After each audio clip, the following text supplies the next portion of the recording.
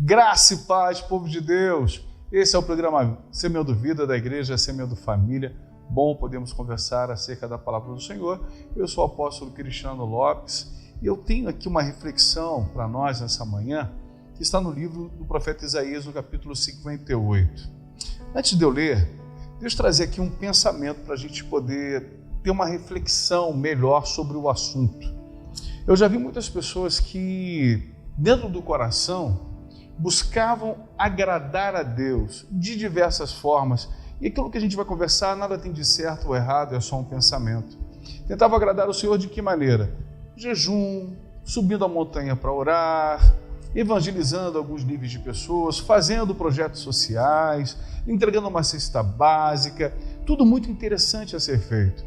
Mas em toda a construção daquilo que o Senhor traz sobre nossa vida, há um nicho, uma gama de pessoas que buscam o Senhor em jejum, em oração, em consagração, mas em nada fazem aquilo que a palavra do Senhor nos dá como direção. E construímos então agora uma linha racional e muitas das vezes voltado para uma religiosidade do que verdadeiramente uma espiritualidade.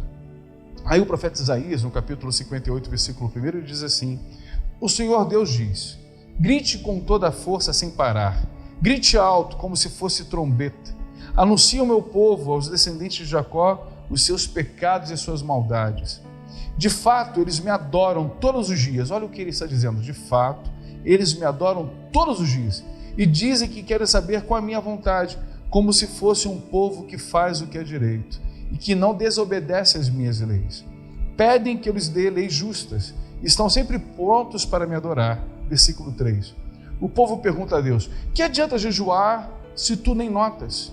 Por que passar fome se não te importas com isso? O Senhor responde: a verdade é que nos dias de jejum vocês cuidam dos seus negócios e exploram os seus empregados.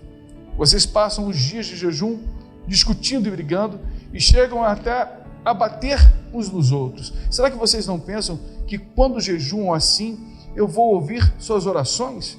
Ele está dizendo: vocês acham que da maneira que vocês estão jejuando, se consagrando, eu vou ouvir? Vocês acham que esse jejum agrada o coração de Deus? E ele revela no mesmo texto aquilo que seria uma espiritualidade, uma busca por ele que agrada ao coração. O versículo 5 ele diz: o que é que eu quero que vocês façam nos dias de jejum? Será que desejo que passem fome, que se curvem como um bambu, que vistam roupa feita de pano grosseiro e se deitem em cima de cinzas? É isso que vocês chamam de jejum? Acham que um dia de jejum assim me agrada? Não, não é esse o jejum que eu quero.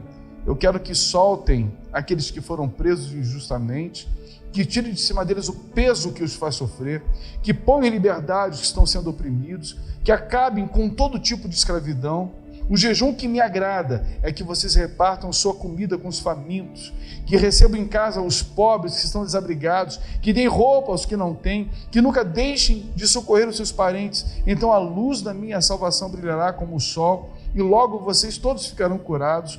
O seu Salvador os guiará e a presença do Senhor Deus protegerá por todos os lados.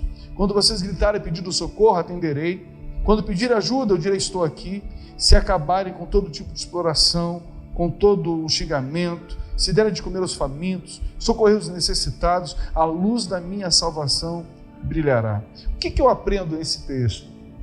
Talvez muitos de nós, nessa construção de discipulado, tenhamos aprendido que nós precisamos fazer para ser.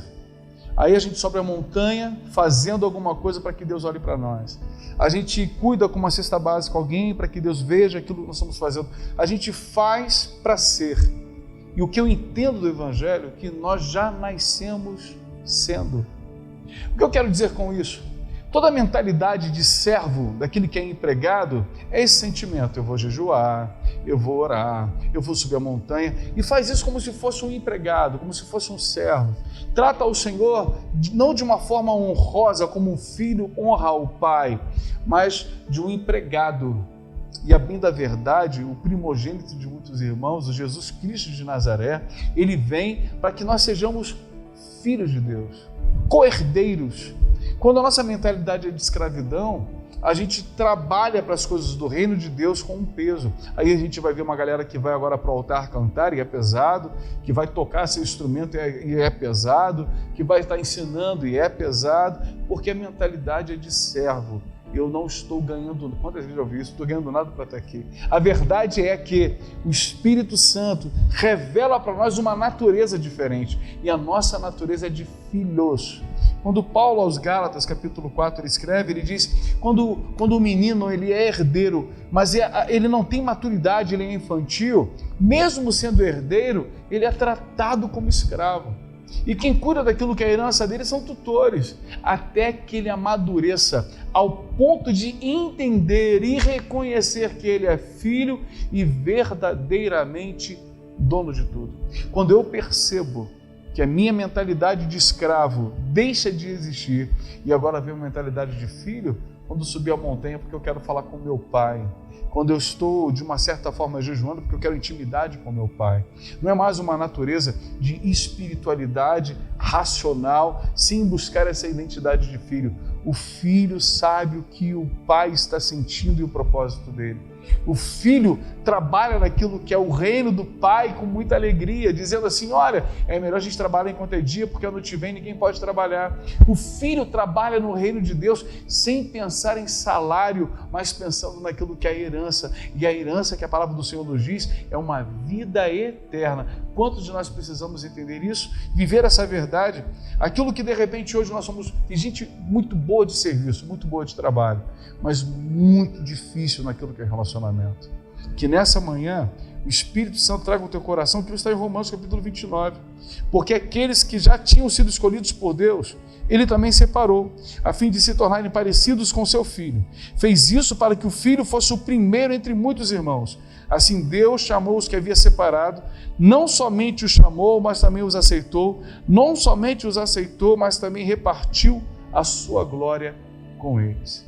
Que nessa manhã toda a mentalidade de escravo, todo o peso do serviço, toda a angústia do pecado caia por terra e você entenda que você é feito imagem e semelhança de Deus. Você é filho, você é filha e o teu pai está esperando você de braços abertos para fazer aquilo que é a obra com alegria, com prontidão, com muito amor no coração. Que Deus abençoe a sua vida. A paz de Cristo.